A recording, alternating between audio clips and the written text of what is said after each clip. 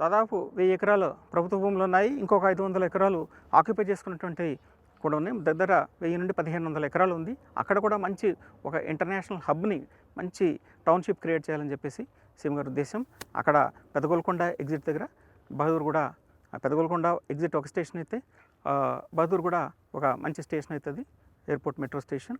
అది ఆ service road అప్పుడే డాక్టర్ వైఎస్ రాజశేఖర రెడ్డి గారు అప్పుడు సీఎంగా ఉన్నప్పుడు అప్పటి కాంగ్రెస్ ప్రభుత్వమే చేయడం జరిగింది. ఎందుకంటే మనకి ఓఆర్ఆర్ వచ్చినప్పుడు ఓఆర్ఆర్ మధ్యలో మెట్రో కూడా ఉండాలని చెప్పేసి అప్పుడు లక్కీలీ నేనే గత 18 సంవత్సరాలుగా ఎండీగా కంటిన్యూ అవ్వటం వల్ల నాకు ఇదొక భగవంతుడు ఇచ్చినటువంటి అవకాశం ఇది. అప్పుడే మేము ఆయనని కన్విన్స్ చేయడం జరిగింది. ఆయన ఒప్పుకొని సరే ఫ్యూచర్ కోసం అప్పుడే పెడదామని చెప్పేసి. అప్పుడు చాలామంది ఇది కొట్టిపడేశారు, ఇది అయ్యేది కాదు, అసలు ఓఆర్ఆర్ ఎక్కడ ఉంది, మనకి హైదరాబాద్లో ఓఆర్ఆర్ ఎట్లా వస్తుంది, మెట్రో ఎట్లా వస్తుంది, ఓఆర్ఆర్ మధ్యలో ఈయనేమో మెట్రో అంటున్నాడు, ఇవన్నీ అయ్యేవి కాదని చెప్పేసి అంటున్నారు. ఈ రోజునే ఓఆర్ఆర్ ఒక రియాలిటీ అయింది. అది యాక్చువల్గా అందరూ కూడా ఎంజాయ్ చేస్తున్నారు. హైదరాబాద్ ఒక ఇంటర్నేషనల్ సిటీగా ఈ రోజుని ప్రపంచంలోని ఇటువంటి చాలా అరుదుగా ఉంటాయి. ఏ నగరంలోనూ కూడా మీకు 500 అడుగులు 300 అడుగులటువంటి రోడ్లు కానీ లేకపోతే మెట్రో కారిడార్లు కానీ ఉండవు. అది మనం సాధించగలిగాము. ఓవరాల్ రియాలిటీ అయింది.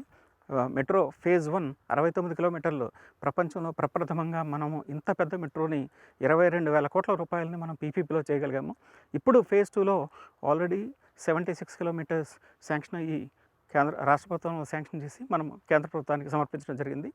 తర్వాత అందులో భాగంగా అప్పుడే ఆల్రెడీ 5 కారిడార్లు అవి కాకుండా మరో 3 కారిడార్లు అటు నార్త్ సిటీ వైపుకి ఒక 2 కారిడార్లు అంటే మేడ్చల్కి షామీర్పేట్కి కలిపేలాగా జేబీఎస్ కూడా ఒక ఇంటర్నేషనల్ హబ్గా తయారు చేయబోతున్నాము.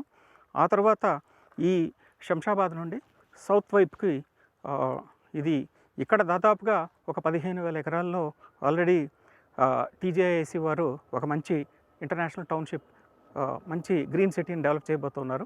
అందులో భాగంగా మొత్తము 40 కిలోమీటర్లు అనమాట. శంషాబాద్ ఇంటర్నేషనల్ ఎయిర్పోర్ట్ నుండి స్కిల్ యూనివర్సిటీ వరకు ఆ పైకి కూడా ఇంకా తీసుకెళ్లాలని చెప్పేసి ముఖ్యమంత్రి గారి ఆలోచన.